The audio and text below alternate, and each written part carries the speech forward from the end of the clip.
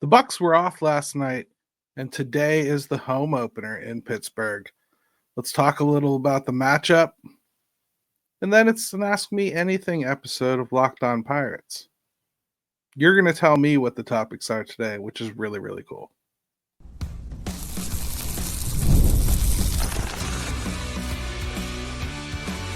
You are Locked On Pirates, your daily Pittsburgh Pirates podcast, part of the Locked On Podcast Network, your team every day. Thanks for making Locked On Pirates your first listen every day, part of the Locked On Podcast Network, your team every day. Today's episode is brought to you by Game Time. Download the Game Time app, create an account, and use code LOCKEDONMLB for $20 off your first purchase. Yeah, so I'm not sure if I'm going to do this every single Friday. I think I kind of want to keep it surrounding off days when we're not talking about a game. It's just a good opportunity to kind of reset, see what the fans are interested in and what they want to know about and what we want to discuss. So good time to do an AMA. Plus, I'm new to this, so you guys need to get to know me a little bit. Questions always help with that. Let's do the Yankees before we get into the questions, though. The mighty Yankees are coming to town. The weather looks okay. Anyway, it's Pittsburghy. Last year I got snowed on. I think I got sleeted on too. I mean, yeah, I think I've been through a lot. I've actually woken up with snow on me before, first day of trout. So it's Pittsburgh weather. I get it. The Yankees are first in baseball with 19 home runs, and the Pirates are tied for 24th with 4. The Yankees have scored 44 runs, the Pirates 19. Pirates have a better team ERA by a little bit. They do. They're under 4, and the Yankees are over 4, so there you go. I'm not going to dwell on how this series should go because, well, I think we all know how this should go. A good pitching performance can render most of these wide margins moot. That's what they'll need. I just can't wait to be there again. I love PNC Park. I love being there with my family, friends, seeing everybody again. Become a community, a tight-knit community of people that see each other almost like on this holiday. It's this gathering. I expect a lot more Yankees fans than a lot of fan bases tend to absorb our opening day, but they were making them really expensive tickets for this market and kind of still cheap for Yankees market. So there's a lot of people that still took advantage of this to travel. I'm thinking it could be a widely diverse audience, which is not the greatest. So let's do our questions now. There's no reason to break this down much. We just got to hope that the Pirates play really well and cool stuff happens. That's how you beat teams like that, right? Look at like the Braves right now. They're 0-7. That's not an 0-7 team, right? I mean, you look at it on paper, it's not an 0-7 team. Okay? They're having terrible conversations down there, I'm sure, on Sports Talk, but they're probably not having the kind of conversations our 2-5 are spawning. Here's the first one. Since Harrington is still on the roster, will they be going with a 6-man rotation? This is Marshall Probst. It's a good question. I mean, first thing to acknowledge is the Pirates are going to be evasive about it, aren't they? I mean, they're not going to tell us. They tend to keep that sort of thing to themselves, mostly because I'm not sure if they're sure most of the time. That's the scariest thing to think about a coach and GM, but sometimes I really think they don't know what they want to do. They don't know what direction they think they want to head. And sometimes it's painfully evident. Like even the way they just onboarded Harrington was strange. They were asked directly about it. They're not rolling it out. They're not rolling it in. My guess is Harrington gets a couple more cracks at the rotation. Majinski probably gets another crack or two at the rotation. I would think they'll do some kind of modified version of a 6-man rotation here. They may piggyback the two of them when they don't have the off days to justify it. I don't see it lasting long. I think Majinski probably ultimately gets moved to the bullpen. I'm not sure how soon though. And that's really where it's at. The bullpen probably can't afford to run that short, especially with 4 lefties. It just leaves them really thin on right-handed options, and I think they're going to need that a lot more than they're going to need to play around with trying to stroke Carmen's ego here. The 3-inning threshold, maybe if he cracks the next attempt, continues what he started, like gives them a 4th or even 5th good inning, okay, maybe they start thinking there's something there and they send Harrington down. But if he continues to struggle beyond the 3rd inning, you'd have to think they'll probably make a change there. I'm going to try to move through these questions. I could probably go on that about that for a minute, so I'm going to control myself. If you could change one thing over the whole Ben Cherington Shelton tenure, what would it be? Jolly Rogers Locker asked this question. Boy, that's hard. And the cheat code answer would be their owner. But that's not fair. So let me try harder. What would I change?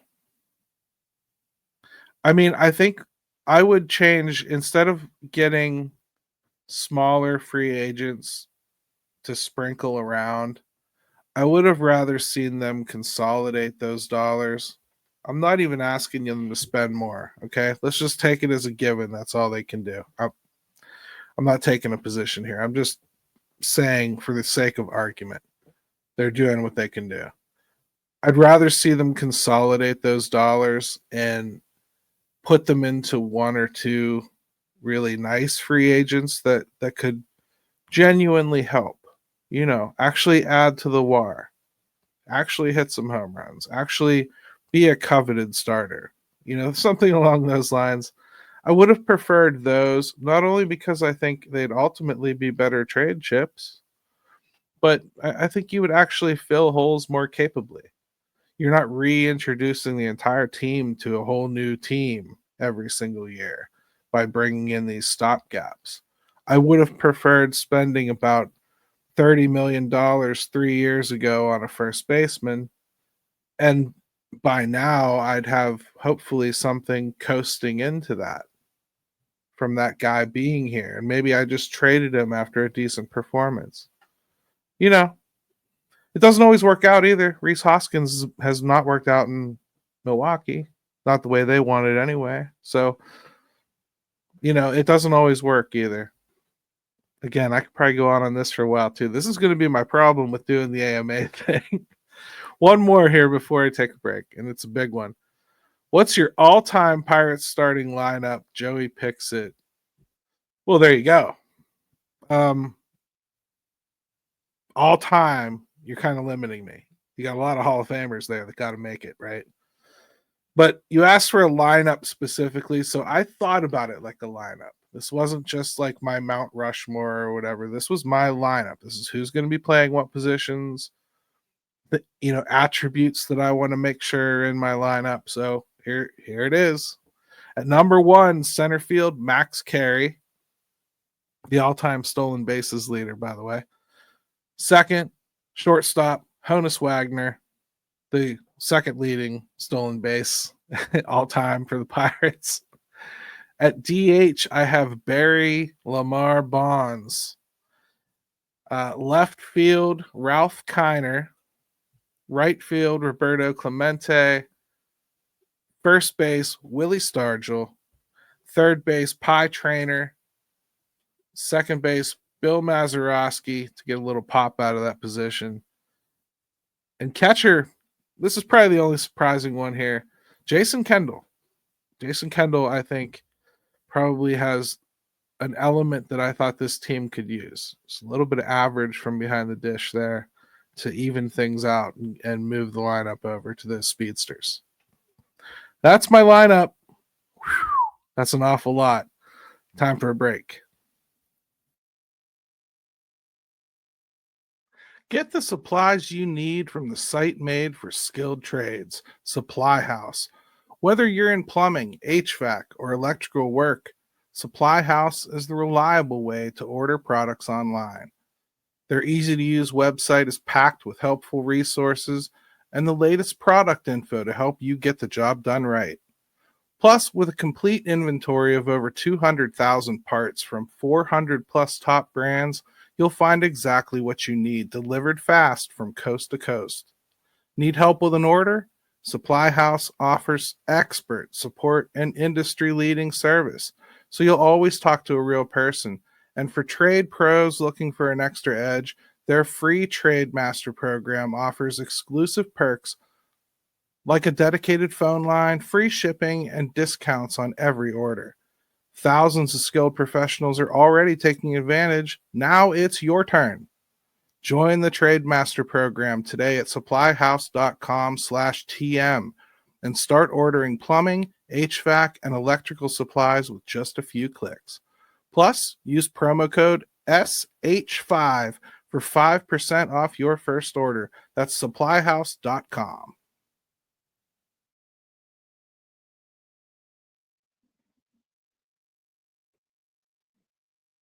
When it comes to fueling your body, quality matters. That's why Just Ingredients is changing the game with clean, high quality products designed to support better health and peak performance. Just Ingredients offers an NSF certified line of protein powder, electrolytes, pre workout, and creatine, all rigorously tested to ensure that they're free from substances banned by major athletic organizations. Just Ingredients has also partnered with two-time MVP Bryce Harper, who trusts their NSF certified sports line to fuel his training and recovery. Whether you're recovering after a workout or need an energy boost, their grass-fed whey protein and pre-workout delivery give real results.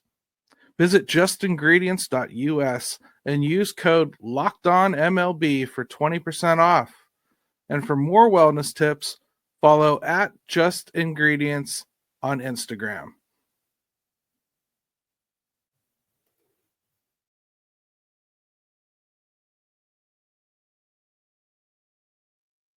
All right, welcome back to Locked On Pirates. Please make sure you subscribe to the show down below there. Really want to make sure that we're getting that number up. It's a lot easier for you to find the show, a lot easier for me to find you. I'm really, really enjoying the comments underneath the show, so keep those coming. A lot of them have been really thoughtful. They've actually kind of bounced me into a subject that I felt the need to cover in the next show. So keep that coming. The more interactive you are, the better the show is, the more it's what you want. So let's see. Do you think they ultimately put Carmen Mlodzinski back in the bullpen given the struggles on the back end? Just ride it out with Harrington until Jones is back healthy in the rotation. This is from John. A little bit of that I already covered in that first question about, whether they were going to go the 6-man rotation or not. The thing about Carmen is like the struggles on the back end. I'm not sure that I would want to throw him right directly back into that situation. He's worked kind of hard to get himself stretched to a certain point. So I think you'd want to leave him at least in situations where he can go a couple innings, almost more like they did with Luis Ortiz last year. The problem is you wouldn't want to minimize him because you actually do need him to help. I'm not suggesting they baby him here, and I'm sure he'll do whatever they ask him to do. But I think ultimately he can work his way back into the back of the bullpen. I just think they're going to need to give him a little bit of a soft launch. As far as like Jones being back healthy, I don't think it's a consideration right this second. Now, I know he's about 3 weeks away from some kind of a scan that they're going to do. And then I think they'll know more. Each of those scans, I don't know what to think of those. I don't know. If you start hearing like he's getting second opinions on each of those scans too, or if you start hearing noise like that, my gut would go to, okay, there's some kind of a medical disagreement here. And that could just be like a difference of opinion between doctors or something along those lines is going on. I hesitate to guess right now. I think best case scenario, you're looking at like sometime in July, I would say, for Jared Jones. If only because for a pitcher, when you ramp them all the way back for 6 weeks, you're hitting the reset button. That's basically like off-season reset. Now, after he gets the all clear, he'll have to start throwing. And when he starts throwing, even though he didn't have Tommy John, it was still the UCL, so they're still going to slow play it. They're still going to like, okay, today you're just throwing this. Now you do long toss. Now you do that. How you feel? How you feel? Every day. They're going to put him through the paces. That's the part that really takes a long time with pitchers. They get a hangnail and miss like 3 or 4 starts. I'm exaggerating. And then the hard part is getting them back, because then you got to build them back up into shape, and that takes 3-4 games, and everybody thinks they know the best way to do that. And right now in this league, that's babying them. So I bet if it was up to Jared Jones, 6 weeks from now, he's on the mound firing balls. But it isn't up to Jared Jones, so we'll see how it goes. How would you handle leverage bullpen appearances right now with Bednar not here and Holderman struggling? This is from Nick Camuso. Nick's always bringing really good questions. The leverage right now, I've suggested online at least, I'd go with Dennis Santana and Ryan Baracki in some combination, depending on matchups. Like let's say I'm going into a bottom of the ninth that could feature Kyle Schwarber and Bryce Harper, as 2 of the 3 participants in said stretch. Well, I might want to use Ryan Baracki. And maybe, I don't, if it's going to get in the ego problem where you're not named the closer or whatever, I don't think they've got guys like that have earned that yet. So those 2 ought to be able to kind of play off each other and handle most of those situations. And I'd think whoever's going to get the 9th, the other one probably got the 8th. I think one of those 2 is probably going to be the back end here for a minute. You might want to start thinking about tossing in Justin Lawrence. He looks okay, but he's looked okay before. I mean, like when I saw his name pop up on the waiver wire, I was all over social media, like, got to get this guy if you can. That's not just a normal waiver claim guy. His split suggests that outside of Colorado, he's really good. Okay, well, he hasn't been that great. All right, there's still some questions there. He has closed games, but let's see a little evidence. Let's see him lay out a little bit more for us, huh? I'd like to see him start creeping back towards the back end. Those guys are going to need rest. If your team wins 3-4 in a row, that's the only time we'd worry about this, by the way. Then, okay, you might want to use Justin Lawrence back in the 8th inning here. Maybe he earns his way back to it. By then, though, you could have already started working Carmen Mlodzinski back into that mix. Kyle Nicholas even. So there's or even Holderman could have kind of righted the ship as this plays out. I wouldn't hold that out either. But for right now, I think that's a good way of saying the way I would go. Why give Frazier an extended run at second base and not Nick York? It's from JW. That's a powerful question. I don't have a good answer for you because, quite frankly, I would have called up Nick York for a couple reasons. A couple reasons are along the same lines of why they ended up going with Emmanuel Valdez, because he can play a little bit of first base. And Nick York, I thought, showed he could do that too in spring training. So I thought he was a good fit for what they were missing. And finding out that, Nick Gonzalez is in a boot, that kind of made even more sense to me. Adam Frazier's done okay. I'm not saying he's not hitting better than I expected or worse than I expected. He's hitting okay. He's playing better defense than I thought he would. He is. especially going to his left. He's actually been really impressive at that.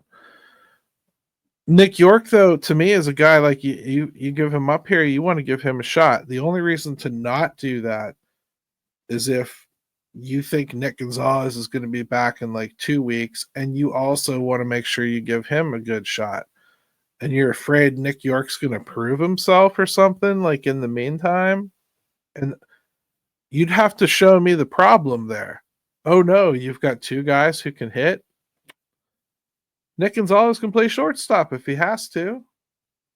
So I would have made the call to call up Nick York. I wish I had a better answer for you, brother. I don't. Let's try to squeak in one more here before the break. Could you give us your best estimate of when Spencer Horowitz will be in a Pirates uniform? This is from Brent Belford. Yeah, I mean, just based on what Tommy Tomczak said the other day, he's just taking batting practice against coaches right now, so not even live batting practice. That's apparently some big step. But, you know, you figure he works his way up to like actually taking live batting practice. You know, they have some of the regular pitchers throw him some baseballs here and there at PNC Park during the homestand. Take him in the simulator room here and there. He's still going to then go on a AAA assignment, and I don't think it's going to be a real short one. And the only reason I don't think it's going to be a real short one is because, I mean, he ain't played baseball in a minute. You know, I think you're going to want to give him a good couple weeks to kind of make sure the wrist feels good, first of all, and get his timing back a little bit. Give him a real shot at coming up here and actually impacting. You know, let's see him actually hit some baseballs first. You know, so if he starts out cold, okay, you stay down there for a couple weeks. Let's see what happens. We'll talk again in a couple weeks. I think you could probably get away with something like that with Spencer Horowitz. That would probably be a wise decision, just to test the waters there and make sure that he's healthy and that he's ready to actually compete for a spot, because, you know, you've got other players that might be competing too. Andy Rodriguez might be competing for a spot. By then, maybe Nick York is competing for that spot, you know? So things are going to change as the season goes on and they work these kids in. But I think Spencer Horowitz, if I had to guess, we're probably looking at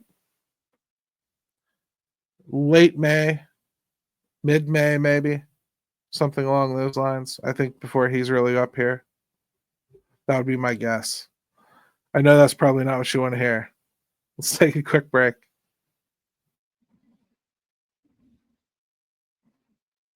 There's nothing better than catching an MLB game live. The crack of the bat, the roar of the crowd, and the smell of the ballpark food. And if you're looking to go last minute, Game Time makes getting tickets easier than ever. With last minute deals, all-in pricing, and a lowest price guarantee, Game Time takes the stress out of buying MLB tickets. Plus, ticket prices drop as Game Time gets closer, meaning you can score an incredible deal. Game Time is the official ticketing partner of Locked On, and as the Pirates regular season is coming up, I can count on them to help grab tickets that meet my needs. In fact, my favorite time to use it is when I'm traveling. I just used it last year when I went to a San Francisco Giants game in San Francisco. It was a last minute idea, and lo and behold, I got some nice, really affordable tickets and a great seat at a ballpark I wasn't all that familiar with before. So really, really good service. Take the guesswork out of buying tickets with Game Time. Download the Game Time app, create an account, and use code LOCKEDONMLB for $20 off your first purchase. Terms apply. Again, create an account, redeem code LOCKEDONMLB for $20 off. Download Game Time today. Last minute tickets, lowest price, guaranteed.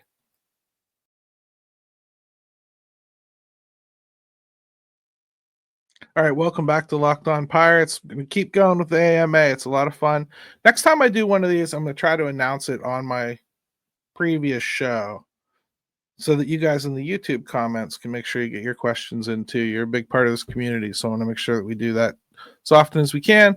And this is fun for me. Good. I like talking sports, and thinking up the subjects is kind of tiring sometimes. I'd rather answer questions that are fun. They make me think. Here's a good one. What could an identity for this bullpen look like? Not so much in moniker, but how the pieces and unit operate. How do the abundance of lefties and demoted closer affect that? Zach Kerr. Oh boy. So, like we had the Shark Tank back in the day. I think, first of all, bullpens don't earn being called anything intimidating or otherwise until they've proven that they're worth being named and they're actually sticking together as a collective unit minus a few injuries here and there. They are not there yet on this bullpen. Right now, I'd call them like Muppet babies, something I don't really want to watch, and I kind of like the grown-up version better. Let's let's go with how long can they continue to have Reynolds DH only without making some sort of IL move? Roster is hamstrung enough. Adam Yarkovsky.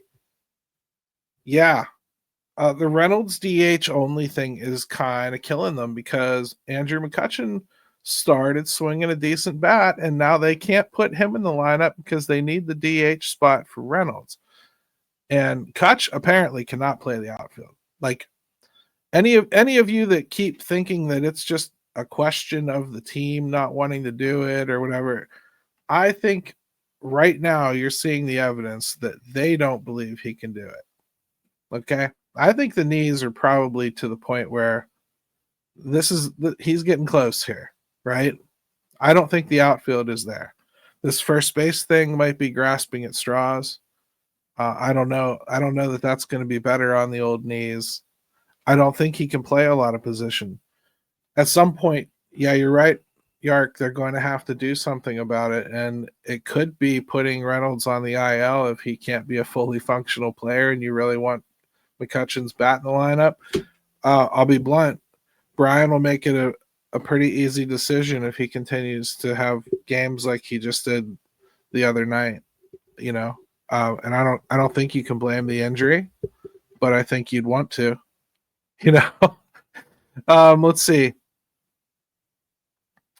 I'm intrigued to see Canario. I'd like to see him in the lineup for the home opener, at least in the series. Better than Pham right now. Sorry, I know this is a comment, more than a comment than a question, but you'd have to imagine a lot of people have thought it, Billy Tissue. Yeah, Billy, I mean, I think he has potential to be better than Pham, for sure. Pham's had a 10-year Major League Baseball career, so I hesitate to say that.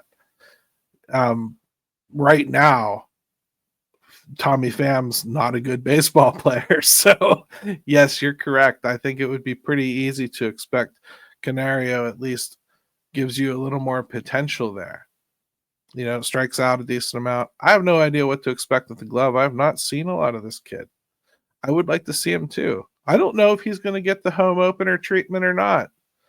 Maybe they'll feel that's disrespectful to Tommy Pham, who they brought in here on this free agent contract, right?